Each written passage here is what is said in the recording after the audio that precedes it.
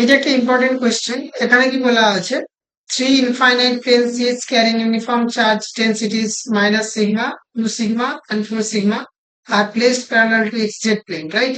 xz plane parallel রাখা আছে at y is equals to a, 3a and 4a. The electric field at point 0, 2a, 0. Okay. সেখানে কি বলা আছে, xz plane। Suppose এটা হচ্ছে আমার, সাপোজ যে এই স্প্রিংটা হচ্ছে গিয়ে আমার রাইট, সাপোজ এটা হচ্ছে আমার এক্সজেড প্লেন। তো এই প্লেনের পারপেন্ডিকুলার আমার কি রাখা আছে, ওয়াই ডাইরেকশন যাচ্ছে। যেখানে Y is equals to A, Y is equals to 2a, Y is equals to 3a, Y is equals to 4a, right? এই ওয়াই ডাইরেকশনে কি করা আছে আমার, আর এটা suppose X Z, right?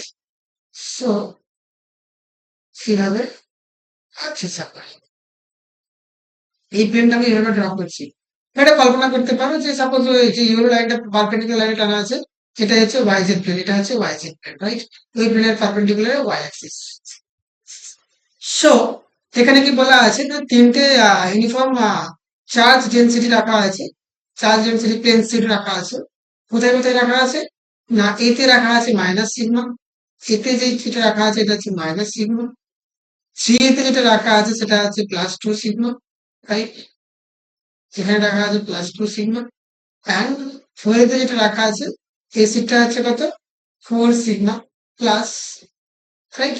So এখন এই টুতে আমরা ইলেকট্রিক ফিল্ড পাই না। আমরা জানি একটা ইনফাইনাইট যদি চার্জ থাকে, ইনফাইনাইট যদি চার্জ প্লেট থাকে, যেটা charge density suppose plus sigma, তো এক্স ডাইরেকশনে কি হবে, ইলেকট্রিক ফিল্ড কত হবে আমার, হবে এখানে is equal to sigma by 2 epsilon not.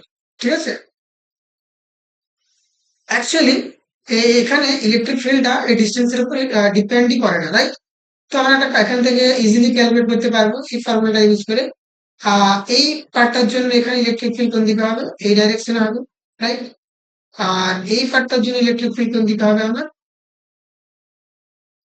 এই দিকে হবে, রাইট?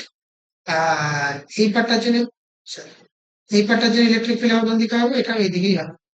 আর এই ফোরের জন্য ইলেকট্রিক ফিল্ড কোন দিকে হবে, ফোরের জন্য ইলেকট্রিক ফিল্ড আমার এই ডাইরেকশনে হবে, রাইট?